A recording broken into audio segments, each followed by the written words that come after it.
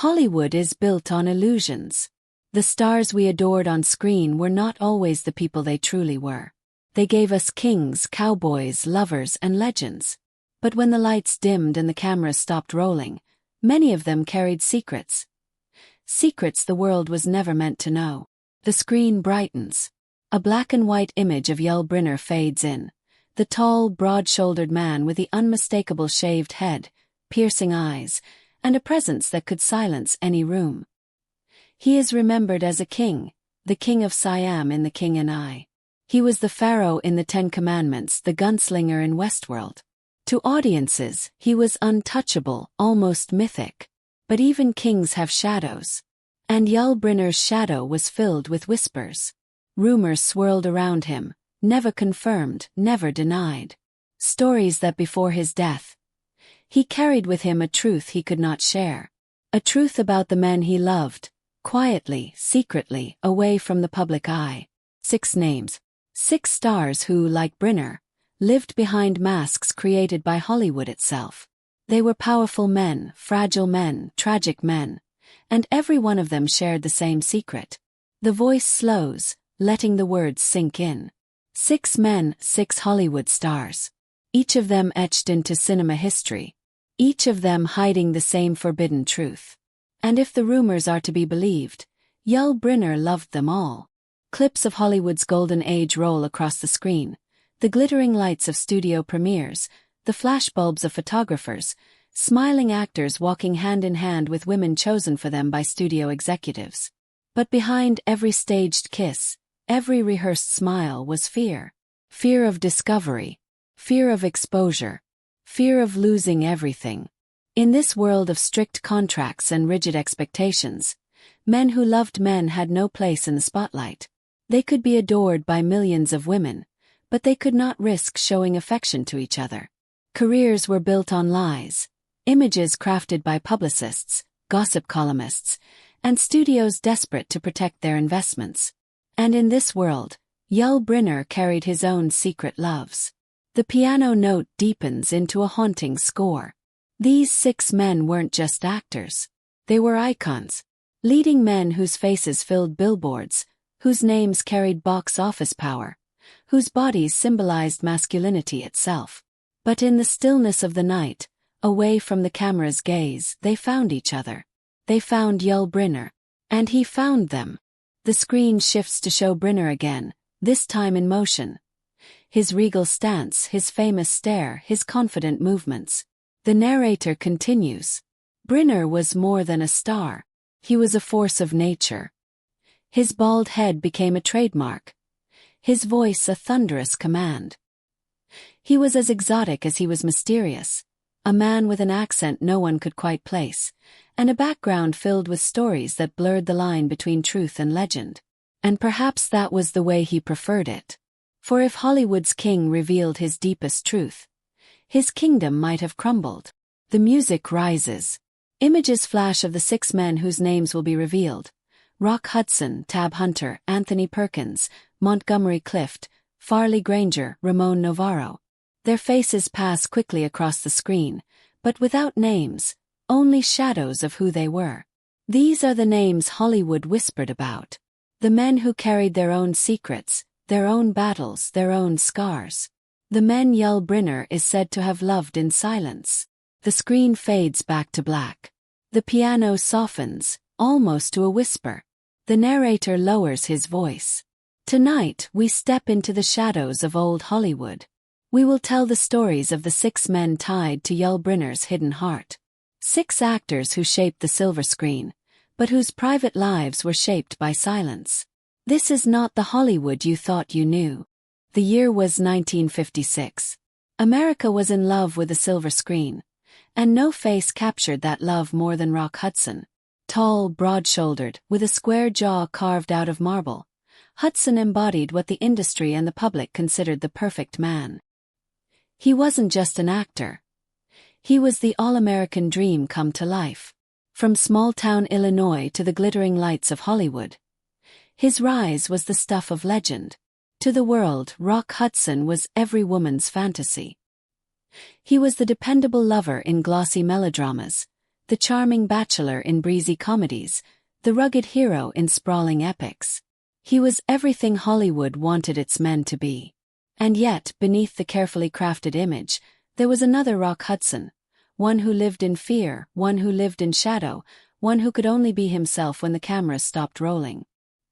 His breakthrough came with Magnificent Obsession in 1954, a sweeping romance that showcased his ability to blend masculine strength with tenderness. 2 years later, he cemented his place in cinema history with Giant, acting alongside Elizabeth Taylor and James Dean. The film earned him an Academy Award nomination, elevating him from rising star to Hollywood royalty. He could carry a picture, headline a studio's biggest production, and sell a fantasy to millions of women sitting in darkened theaters across the world. And the fantasy didn't stop on screen. Off-screen, Universal Studios worked tirelessly to maintain his image. He was paired in stage dates with actresses, seen at parties with glamorous women, and splashed across magazines as Hollywood's most eligible bachelor. Behind the glossy photographs, however, Hudson lived with a secret so dangerous that exposure could have ended his career in an instant. He was gay. It was no open secret in his time. It was a burden. His personal life was monitored, controlled, and choreographed to fit the role the studio demanded. In 1955, his agent Henry Wilson arranged a marriage between Hudson and Phyllis Gates, his secretary, to silence growing rumors about Hudson's private life. The marriage lasted barely 3 years, and whispers never truly went away. Hollywood had given Hudson everything: fame, fortune, adoration, but it had taken away his freedom to love openly. It was in this same Hollywood, under the same weight of secrecy, that Hudson crossed paths with Yul Brynner. Brynner, like Hudson, was a man who embodied masculine power on screen. Where Hudson was the all-American boy next door, Brynner was the exotic monarch, the mysterious gunslinger, the commanding presence audiences couldn't ignore. Both men represented strength, control, and allure, but in their personal lives, both carried the same hidden truth. They lived under the shadow of discovery, knowing that one photograph, one whisper, one wrong move could collapse everything they had built. Behind closed doors, away from the blinding lights, the two stars found in each other a reflection of themselves. Rumors claimed that they shared more than admiration, that Brynner and Hudson were bound by a private passion, hidden from the cameras, stolen in the rare moments when Hollywood wasn't watching. Behind the camera, the whispers said, Brynner and Hudson were said to share stolen nights of passion, bound by the same fear, that Hollywood would destroy them if they were discovered. Imagine the scene: the towering figure of Rock Hudson, the smoldering gaze of Yul Brynner. 2 men at the height of their power, both commanding the screen, both adored by millions, yet both trapped in a world that demanded lies. In one another perhaps they found comfort. They found honesty. They found love in the shadows, even if it was fleeting, even if it could never be spoken aloud. It was a dangerous dance. The press of the 1950s was relentless, and the studio system ruthless. Gossip columnists like Hedda Hopper and Luella Parsons wielded enormous power, capable of ending careers with a single sentence. The industry built Rock Hudson's image as a masculine idol, and they would have destroyed him if the truth had surfaced. Yul Brynner, too, could not afford the risk. His bald head and commanding presence had made him an icon, and his reputation as a ladies' man was carefully protected. Exposure would not only tarnish their careers, it could erase them entirely. But the danger only intensified the intimacy. For Hudson and Brynner, secrecy was not just a necessity, it was the fabric of their bond. Every meeting was a risk. Every glance carried the weight of possibility and peril. And yet, those risks made the moments all the more electric. In a world that denied them the freedom to love, they created their own hidden kingdom, if only for a night. Looking back, the connection between Brynner and Hudson, real or imagined, matters because it reflects the larger story of Hollywood itself. Their rumored bond is not only about passion but about survival. It is about how 2 men, celebrated for their strength and masculinity, were forced to hide their truest selves to protect the very careers that defined them. And yet, Their secrecy also connects them to millions of people who lived the same way in the 1950s and 1960s. Every man and woman who loved in silence, who feared discovery, who built public lives to conceal private truths, Hudson and Brynner became mirrors for them. They were not only stars but symbols of the double lives so many were forced to endure. When Rock Hudson died in 1985, the world was shocked.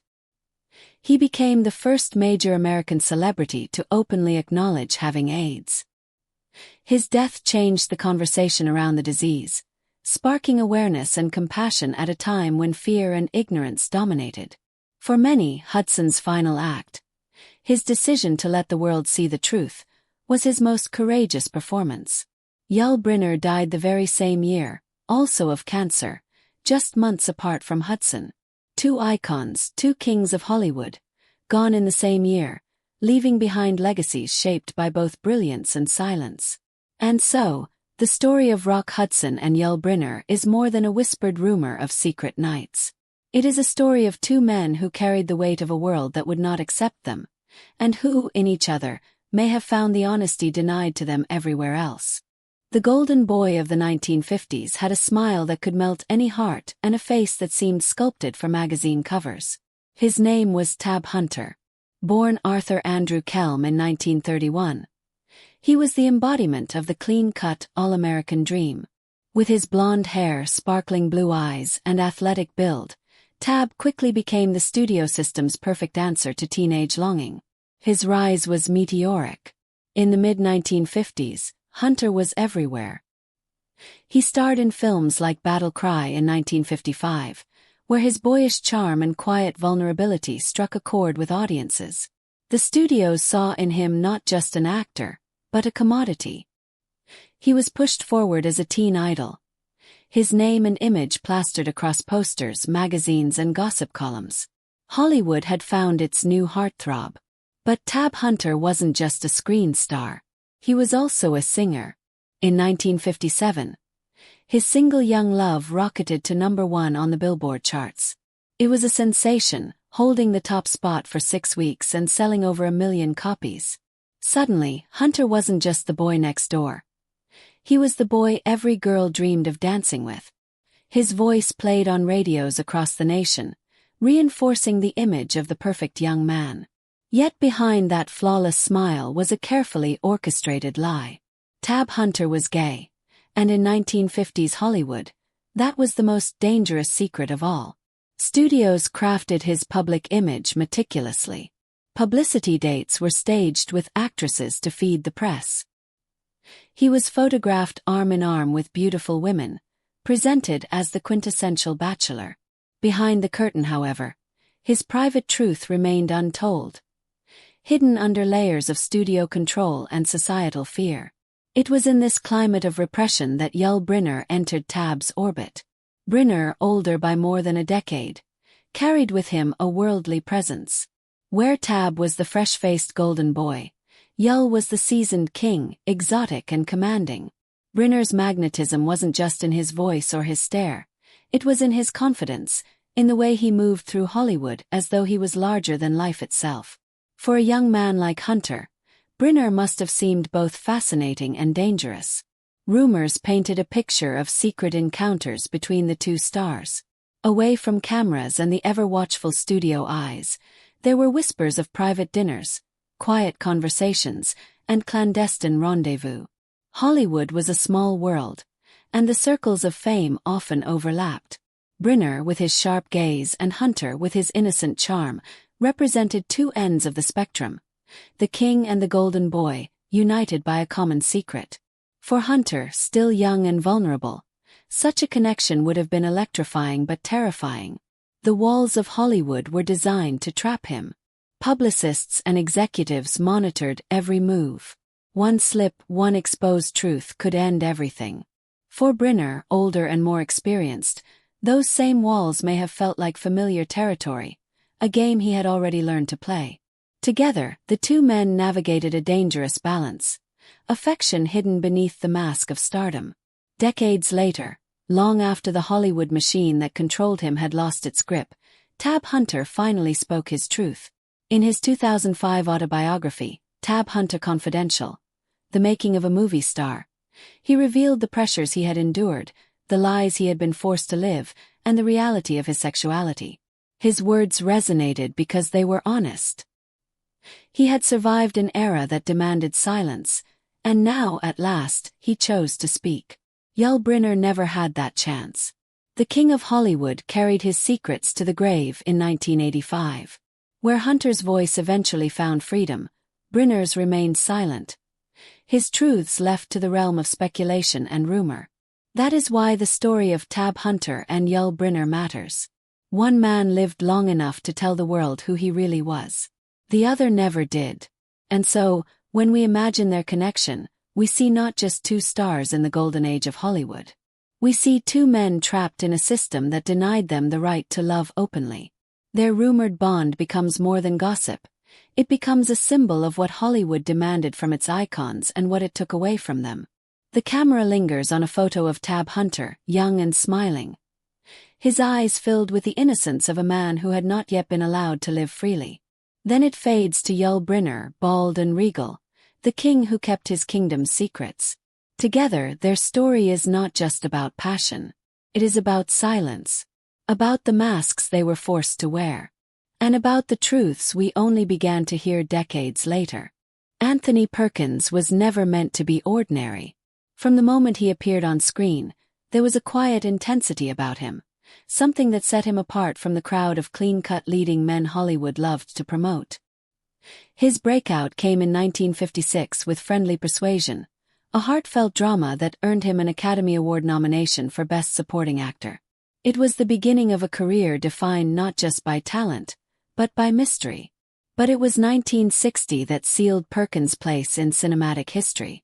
Alfred Hitchcock's Psycho was more than just a film. It was a cultural earthquake. Perkins' performance as Norman Bates was chilling, layered, unforgettable. With one role, he embodied both charm and horror, fragility and menace. He became immortal in Hollywood's pantheon, though forever tied to a character who represented the darker recesses of the human psyche. Behind the camera, though, Perkins struggled with his own identity. Like so many men of his generation, he carried a secret that Hollywood demanded he keep hidden. He was gay. Studios feared scandal, gossip columnists thrived on speculation, and careers could vanish in a single headline. For Perkins, every move was a balancing act. How to be true to himself while surviving an industry that punished honesty. His life intersected with Tab Hunter's in a way that only deepened the irony.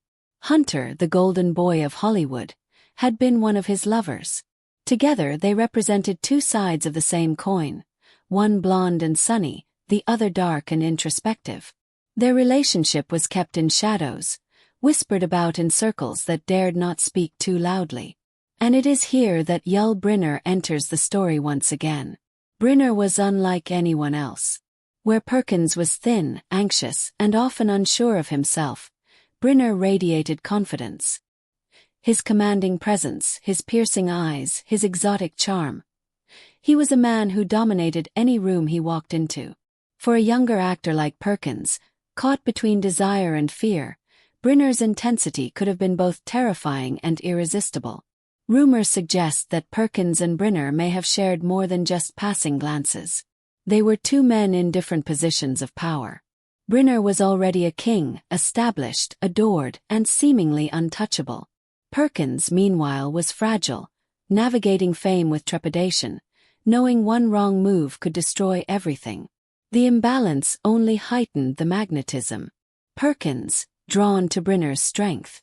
Brynner, intrigued by Perkins' vulnerability.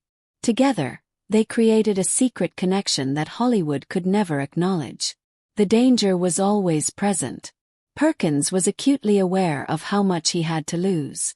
Every studio meeting, every photo op, every carefully arranged date with a female starlet was another reminder of the mask he was forced to wear. Brynner, older and bolder, had already mastered the art of living in two worlds.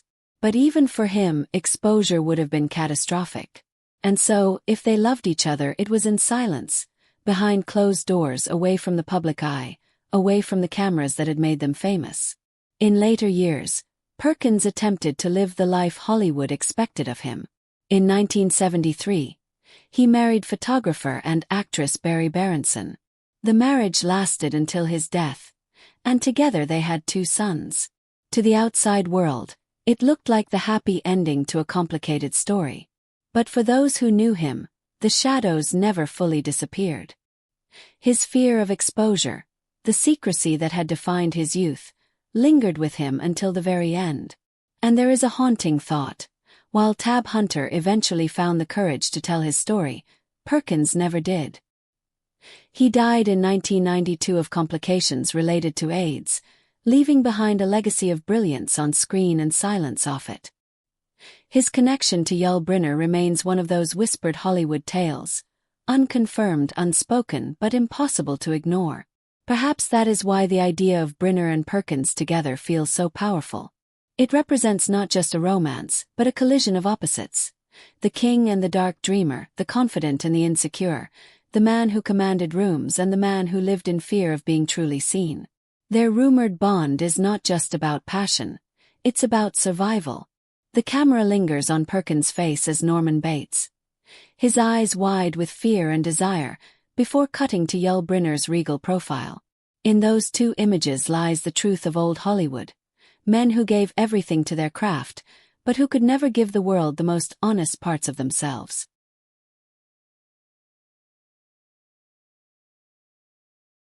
Montgomery Clift was unlike any star of his time. In the late 1940s and early 1950s, when Hollywood was dominated by larger-than-life icons, Clift brought something different, something raw, fragile, and achingly real.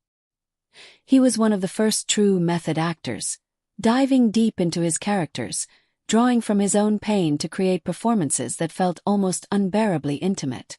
Clift's debut in Red River, 1948, opposite John Wayne, marked the arrival of a new kind of leading man. Sensitive, introspective, quietly magnetic. He was the opposite of Wayne's rugged bravado. Audiences saw in him a vulnerability they had never seen before in a male star. That vulnerability only deepened with roles in A Place in the Sun, 1951, and From Here to Eternity, 1953. Clift's artistry wasn't about playing a part. It was about living it. On screen he seemed to bear his very soul. But off-screen, Clift was a man at war with himself. He struggled with identity, with his sexuality, with the pressure of stardom. Hollywood demanded its leading men be symbols of strength and desire, yet Clift was delicate, haunted, forever doubting his worth. His homosexuality was an open secret in certain circles, but it was something the studios worked hard to suppress. Like many of his contemporaries, Clift lived a double life, adored by millions, but unable to show his true self to any of them. In 1956, tragedy struck. Driving home from a dinner party hosted by his close friend Elizabeth Taylor, Clift's car crashed into a telephone pole. The accident left his face shattered, his body scarred, his health permanently damaged. Taylor, rushing to his aid, pulled broken teeth from his throat so he wouldn't choke. The Hollywood golden boy was suddenly broken, both inside and out. Clift continued to work, but the change was undeniable. His once beautiful face was now marked by pain, his performances tinged with sorrow. He was still brilliant, perhaps even more so, but the world could see the shadows he carried. He became, in the words of one biographer, the longest suicide in Hollywood history, slowly destroying himself with alcohol, pills, and despair. It was in this period of darkness that the whispers of Yul Brynner entered the story. Brynner, the commanding king of Hollywood, seemed to embody everything Clift had lost. Where Clift was fragile, Brynner was powerful. Where Clift doubted, Brynner exuded certainty. The bald-headed titan with his regal stare may have been the very anchor Clift sought in the chaos of his life. Speculation paints their connection as one of opposites drawn together. Brynner, strong and worldly, offering Clift a sense of stability. Clift, sensitive and broken, offering Brynner a glimpse of vulnerability few others were allowed to see. In the shadows of Hollywood, where secrets lived and thrived, the 2 men may have found comfort in one another. Imagine the scene: Clift, his hands shaking, his eyes filled with sadness, sitting in the corner of a quiet room. Brynner, broad-shouldered and unflinching, stepping closer, offering the kind of silent strength Clift so desperately craved. For a man whose life was unraveling, the presence of someone like Brynner could have been life-saving, even if only for a night. When the cameras rolled, Clift was broken on screen. When the night fell, some say it was Yul Brynner who pieced him back together. The line between rumor and reality may never be clear, but what matters is what it represents. Two men living double lives, bound by the same fear of exposure, the same hunger for connection in a world that denied them freedom. Clift's later years were a steady decline. His health worsened, his addiction consumed him, and by 1966, at just 45 years old, he was gone. The boyish beauty who had once rivaled Brando and Dean was reduced to a tragic memory, a cautionary tale of Hollywood's cruelty. And yet, his artistry endures. Every performance still carries the weight of a man who felt too deeply, who gave too much of himself to every role. And in the whispered stories of Yul Brynner's secret loves, Clift's name lingers, a reminder that even kings and rebels shared the same forbidden desires, the same stolen moments, the same desperate need to be understood. As the screen fades to black and white footage of Clift, eyes soft and voice trembling, the narrator's words hang in the air. He was Hollywood's tragic rebel, a man destroyed by the very system that made him a star. And in his darkest hours, they say it was the king himself, Yul Brynner, who gave him solace. Farley Granger was one of Hitchcock's darlings, a fresh-faced actor whose boyish good looks and natural charisma made him perfect for roles teetering between innocence and danger. Born in 1925, Granger was still a teenager when Samuel Goldwyn signed him to a contract, plucking him from obscurity and placing him squarely in Hollywood's golden spotlight. His breakthrough came with Alfred Hitchcock's Rope in 1948. The film, loosely inspired by the real-life Leopold and Loeb case, told the story of two young men who commit a murder just for the thrill of it. The subtext was unmistakable, a story charged with homoerotic undertones at a time when Hollywood dared not speak such truths aloud. Granger, alongside John Dahl, delivered a performance that was daring for its time, subtle, layered, suggestive. Even if the censors demanded silence, audiences sensed there was more beneath the surface. Just 3 years later, Hitchcock cast Granger again, this time in Strangers on a Train, 1951. It was here that Granger reached the height of his fame.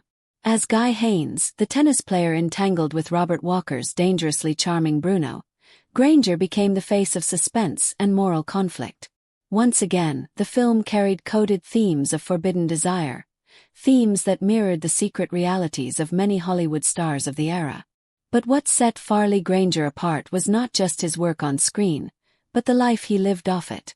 Unlike Rock Hudson, Tab Hunter, Anthony Perkins, or Montgomery Clift, all men crushed by the pressure of silence, Granger eventually chose honesty. Later in life, he would speak openly about his bisexuality, writing candidly about his relationships with both men and women in his 2007 memoir Include Me Out. He was not ashamed. He did not see his sexuality as a curse. He embraced it as part of who he was. This makes his rumored connection to Yul Brynner all the more fascinating. Brynner, the king of Siam, the commanding pharaoh, the figure of absolute power, lived his life behind walls. His public persona was controlled, regal, larger than life. Whatever secrets he held, he took them with him to the grave. Farley Granger, on the other hand, represented freedom, the very thing Brynner could never allow himself to embody. Imagine the two of them together. Brynner with his commanding presence, his gaze that could cut through steel, and Granger with his open smile and playful charm. To Brynner, Granger might have seemed like a glimpse into another world, a world where a man could love without fear, where honesty wasn't a threat but a form of liberation. For Granger, Brynner was the opposite, a man trapped by his own myth, a king who could never step down from his throne, not even for love. Speculation paints their connection as charged with this tension. Freedom versus fear, openness versus silence. When the lights of Hollywood burned bright, Brynner played the role he was assigned. But in the quiet of the night, perhaps it was with Granger that he could let the mask slip, if only briefly. The emotional core of their rumored bond lies in what each represented to the other. For Brynner, Granger was a dangerous temptation, someone who lived with a kind of honesty he could never risk. For Granger, Brynner may have been a reminder of the chains so many of his peers were bound by, chains he himself refused to carry. Their secret encounters, if they happened, were not just about passion.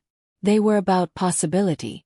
Years later, when Granger finally told his story, he did so with remarkable clarity. He admitted he had relationships with men and women, that he had lived his life as he saw fit, without apology.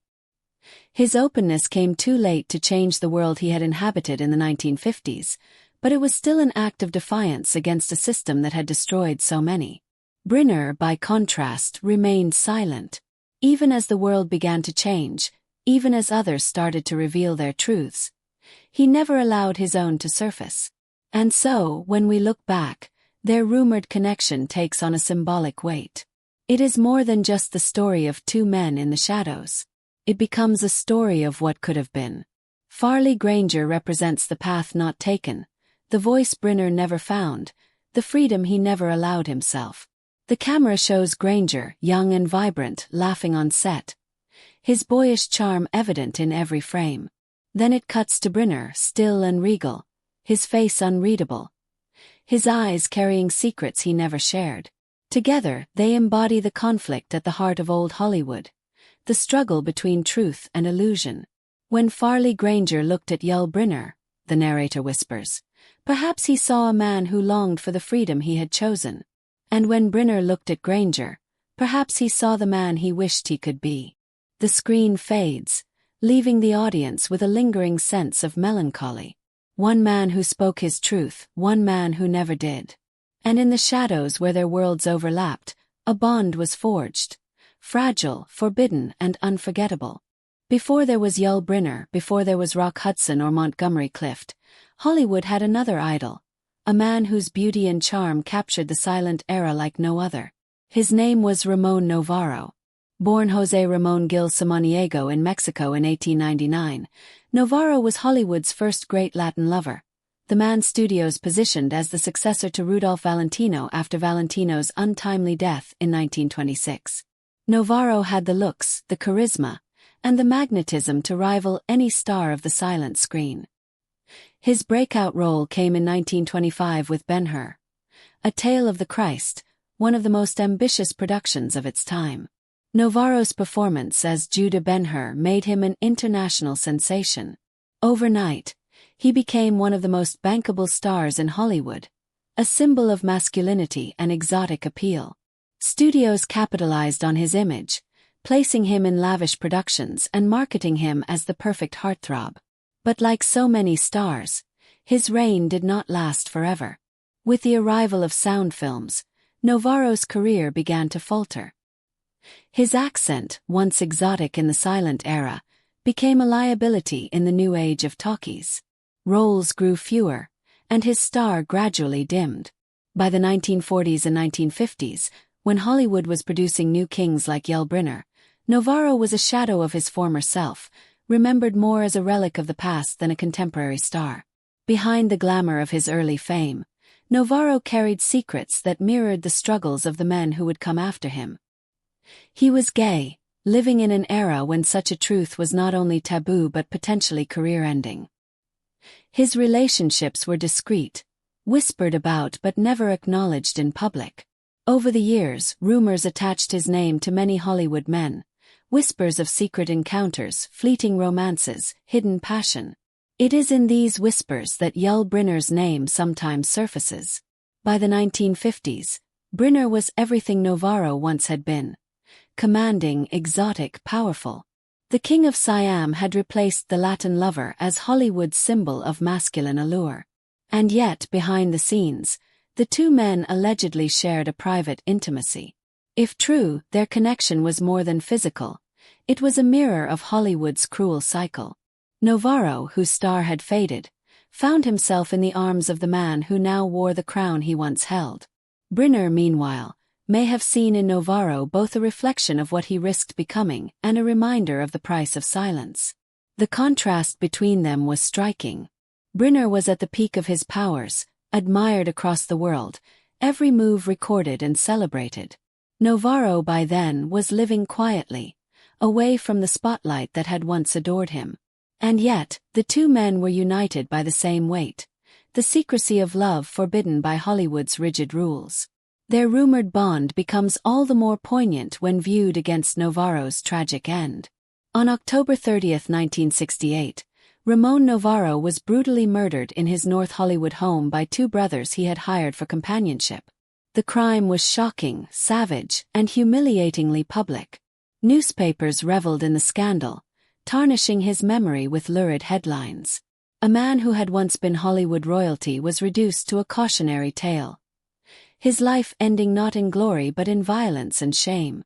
For Yul Brynner, still alive and powerful at the time, Novarro's fate would have been a chilling reminder of what could happen if secrets slipped into the open.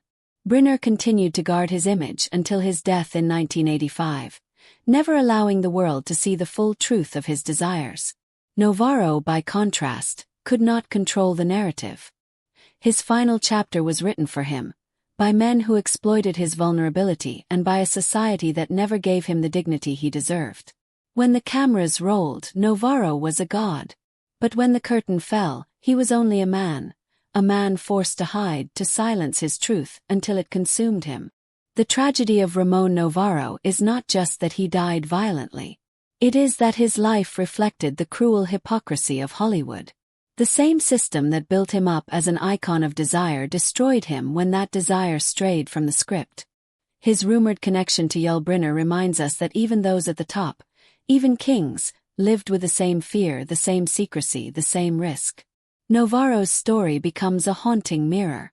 Brynner, regal and untouchable in the 1950s, shared the same hidden struggles that had already broken Novarro decades before. Both men lived behind masks, both men carried secrets, but only one survived long enough to keep them buried. As the screen fades to black and white footage of Novarro in Ben-Hur, triumphant in his chariot, the narrator's voice lowers to a whisper. He was Hollywood's forgotten lover, a man whose beauty once rivaled the gods, and whose end was a tragedy too painful to forget. And in the shadows of his life, they say even the king himself, Yul Brynner, stood close enough to touch. Yul Brynner was a man who seemed larger than life. On stage, on screen, he was the embodiment of power. With his shaved head, his regal posture, and his commanding stare, he looked like someone untouchable, a king among mortals. And yet, behind that mythic image, Brynner lived as a man of flesh and blood, carrying secrets that Hollywood demanded he bury. The six men whose names now swirl in whispers around Brynner's memory, Rock Hudson, Tab Hunter, Anthony Perkins, Montgomery Clift, Farley Granger, and Ramon Novarro, were not just lovers in rumor. They were reflections. Each of them mirrored something in Brynner himself. Each carried their own battles with silence, shame, or secrecy. And together, their stories create a portrait of what it meant to be gay in an era when truth was forbidden. Rock Hudson, the all-American giant, projected strength and masculinity while hiding a fragile heart. Tab Hunter, the golden boy, lived behind studio-manufactured lies before finally speaking his truth decades later. Anthony Perkins, haunted and brilliant, feared exposure so deeply that he allowed silence to define his life. Montgomery Clift, sensitive and broken, lived in constant battle with himself until his body and spirit gave out. Farley Granger, bold and unapologetic, refused shame and chose openness, the very freedom Brynner never allowed himself. And Ramon Novarro, Hollywood's forgotten lover, paid the ultimate price for a life spent in shadows. His tragic death a cruel reminder of how vulnerable truth could make a man. Together, they form a hidden constellation, 6 stars that shone in Hollywood's golden sky yet were forced to flicker in silence. And Yul Brynner, the king, stood at the center of that constellation. Powerful, admired, feared, but bound by the same chains as the rest. The truth is that Hollywood was never just about storytelling. It was about control. The studios controlled the images of their stars, shaping them into products to be consumed by audiences hungry for fantasy. A star's public identity was never his own. If the studio wanted a man to appear straight, he appeared straight. If the studio wanted him to smile on a red carpet with a woman chosen for him, he smiled. Careers were built on contracts, on gossip columnists fed false tales, on whispers turned into headlines. And beneath it all was the suffocating silence of secrets too dangerous to tell. For men like Yul Brynner, love itself was a risk. To be caught in the wrong company, to be seen with the wrong person, to admit the wrong truth, it could all come crashing down in a moment. So he lived as Hollywood demanded, regal, commanding, untouchable. And yet, the whispers say that in the quiet, in the stillness of night, he reached for love just like anyone else.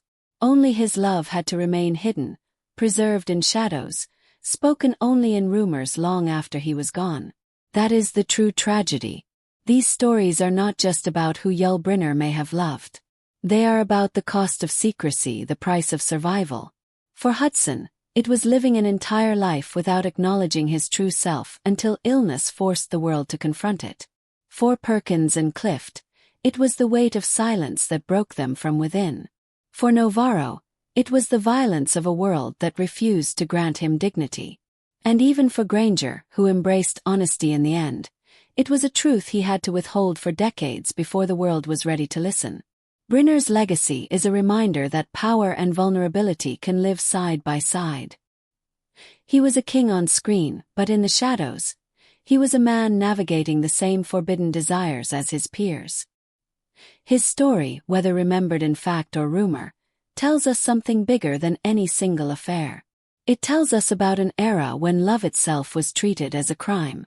And so we are left with this reflection. The king is gone, but the secrets remain. Hollywood has changed in many ways since Brynner's time, but its history is written in the lives of men like him. Men who gave us unforgettable performances, who shaped culture, but who were denied the right to shape their own truths. Whether whispered in rumor or carved in truth, the stories of these 6 men tell us more than who Yul Brynner may have loved. They tell us about a time when honesty could destroy a career. They tell us about a world where masks were mandatory, where silence was survival. And they remind us of the heavy price every secret carried.